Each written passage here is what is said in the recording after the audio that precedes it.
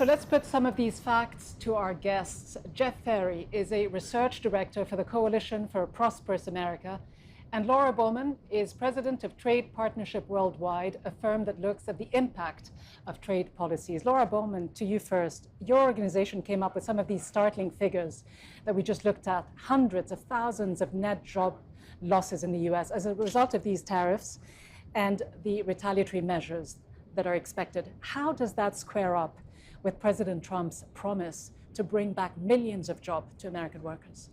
Well, it doesn't square up in my view. It's a net negative loss to the U.S. economy in terms of jobs. So while there might be some job gains in the steel industry, there are more than that number lost in other sectors of the economy, including manufacturing. Net negative loss of almost 20,000 jobs in manufacturing.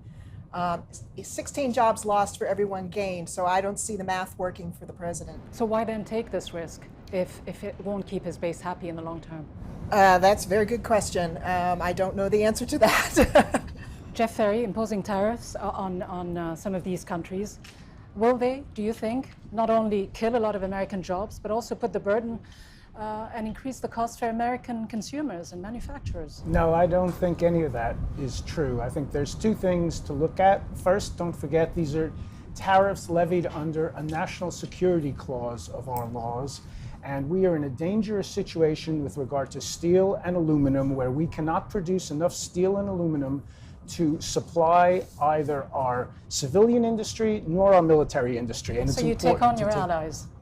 No, we don't take on our allies. We are friends with our allies, but we are the #1 military power in the world. We need to be able to field an army. We need to be able to provide the steel and aluminum domestically that we need. And there's also a larger issue here. Don't forget, the reason why the U.S. has become a net importer of steel, and the reason why we have closed more than 40 of our 53 aluminum smelting plants, is because the Chinese have gone on a wanton tear, investing in steel and aluminum billions and billions of dollars and building up their capacity to the point where today they provide more than half of the world's steel and aluminum. All right, well, Laura Bowman, Jeff Ferry brings up the national security dimension. Steel obviously is used in every aspect of the military, but won't there be long-term implications for the Pentagon with potentially higher costs?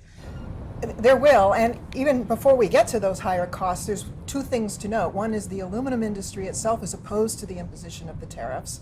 They've put out memos to that effect saying, please don't do this. The Secretary Mattis included a memo in the Section 232 report that, that Secretary Ross submitted to the president, saying that while they technically supported the tariffs, the Defense Department had all the steel that it really needed from the U.S. industry. It was the 3% that it currently purchases from U.S. steel producers is all that it needs. And it could also trigger retaliation against U.S. defense companies. Yes, those products are on the list. How do you look at this issue? I think it's important to look more carefully at who supports and who does not support the steel tariffs. I mean, Laura is absolutely right that there are multinational corporations that oppose these tariffs, and there are free trade Republicans that oppose these tariffs, and there are financial community members who oppose these tariffs, and other politicians. However, so how are these good news from a national security perspective? From a national security perspective, we need to be self-sufficient in steel and aluminum. We cannot rely on imported steel and aluminum. That's point number one. Point number two is China has increased production year after year. Their goal, from what we can make out of it, is to achieve a dominating position in the entire world and leave countries like the US and our European partners dependent on import. Many see erratic behavior and disruption of the world order. Laura Bowman, Trump's supporters in many of the Midwestern states and elsewhere see backbone from this president. Is he simply speaking to his domestic audience? And what kind of effect will these tariffs have domestically on the U.S. economy? Well, I think very clearly that is his #1 audience, is his voting base in the Rust Belt states in particular. The problem that I worry that he's going to face in the very near future is that many of those voters work for steel consuming sectors. A lot of them are small businesses, and they're facing 30-40% price increases right now for steel and 20% and up for aluminum, and they can't afford it. They can't afford to pay that. They are, as a consequence, facing import competition from manufacturers of the products they make. I mean, there was a story about an aluminum keg manufacturer who is now asking for tariffs on imports of kegs because they can't compete with the higher prices of aluminum. So is this misleading on the part of the US president to make these small businesses believe that Trump has the answer, that these tariff hikes will bring back these jobs and make US companies competitive? These are all scare stories. They're not true at all. We have many members in the manufacturing sector. This morning, I asked one, what sort of steel price increases have you seen so far? He wrote back like that, and he said, Jeff, 2%. I think that these I can send you the others. They're all scare stories, but the point is, you're right that there will be certain price increases, and this will affect downstream industries, which is why anyone who supports the view of economic nationalists, and that's not just President Trump, but I note that Senator Schumer, the Democratic minority leader, is a strong supporter of this new set of tariffs on China. We all support them. We all support tariffs on downstream industries when necessary.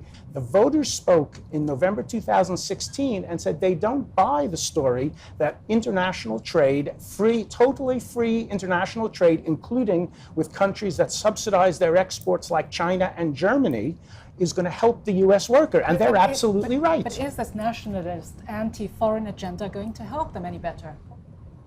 I don't think that it will. Our studies have found that nearly 5,000 motor vehicle jobs will be lost because of the steel and the aluminum tariffs. Steel and aluminum are major inputs into the production of automobiles.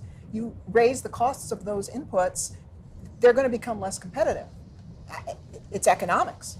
Laura is one of the preeminent economic modelers here in the United States. She uses a model that has been used since 1992 to forecast the effects of NAFTA. That was the model Bill Clinton used when he said NAFTA would lead to 200,000 additional jobs in the United States. Instead, we lost 1 million jobs. We lost 2.5 million jobs because of trade with China. These models and these forecasts are all biased to produce the results that free traders would like to see. But the last time trade tariffs was imposed on steel imports in 2002 by George W. Bush, we saw the effect of that. Some 200,000 jobs were lost. The president quickly backtracked. Are we seeing a similar mistake being made again? There were more jobs in manufacturing after those tariffs than 200,000 jobs were lost. No, they weren't. 200,000 jobs were forecasted by yourself to be lost. No. And manufacturing jobs were not actually lost. Those were ex post analysis. We looked at the past, how many jobs were affected by higher steel prices caused in part by the tariffs, and the result was nearly 200,000 jobs were lost. But what about the political fallout from all of this? For the midterms next November, the Republicans wanting to retain control of the House, does it bode well for them? It is a big question right now. I think that the president's supporters are fiercely loyal to him, and they want to believe that there is happy news at the end of this rainbow that he's building. How long the farmers can hang in there, how long the steel consumers can hang in there, can they hang in there past November? We'll have to wait and see how that goes. It's a big question. Yeah, and what we're seeing is a lot of these trade allies who are upset, a lot of the trade partners like China who are upset as well, are making it very clear that they want maximum impact from these retaliatory measures. So they will, for example, impose higher tariffs on Harley-Davidsons, which are manufactured in Wisconsin, the home state of the Speaker of the House. I mean, this type of retaliation might hurt Republicans, won't it? I don't think so. Look, the U.S. is the largest economy in the world, the most powerful. We've suffered from a trade deficit for 42 years. We need to take action to reverse that and to help the standard of living of the average American worker. That's what we're doing. Whatever our allies say, I think they understand fundamentally that if you run a trade deficit of $500 billion on goods and services and $800 billion on goods, you've got to do something about it. And that's what we're trying to do. You've got to do something about it, but was this the right thing to do? I, first of all, dispute the notion that the trade deficit is a measure of anything meaningful, but even if you were to suggest that it is, there are much more effective ways to get at the problem. Supposedly the problem is China, and tariffs on imports from the EU is not a way to get at China. Or Canada, or Mexico, or any of those countries. Well, there are multiple problems here, and it's easy for reporters in other countries to say, oh, you're upsetting the apple cart. We like the Americans importing $800 billion of our goods, so we're going to scream and stamp our feet. There were other proposals made in the 2016 election. Trump won the election because he said trade is part of the problem. Actually, the voters were right and the economists were wrong. They've all been wrong together. They've been wrong before. And you say this is mission accomplished. You've upset the world order. This is good for This the is US? opening the door to changing the world economic order and letting America get on the path to prosperity again, which we have not been on since 1973. Many would call it bullying. Your thoughts? Well, I would. However they want to receive it. If they feel it is bullying, then it is. Laura Bowman and Jeff Ferry, thank you both very much. Thank you very much. Well, the impact of President Trump's trade war continues to have wide-reaching effects, disrupting decades of US policy and isolating the United States even further.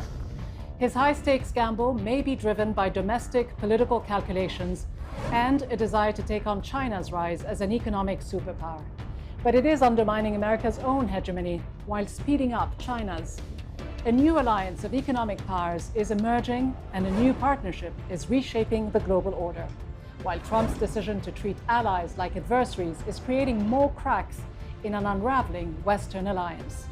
Ultimately, Trump's protectionist policies could have the unintended consequences of drawing old rivals closer together.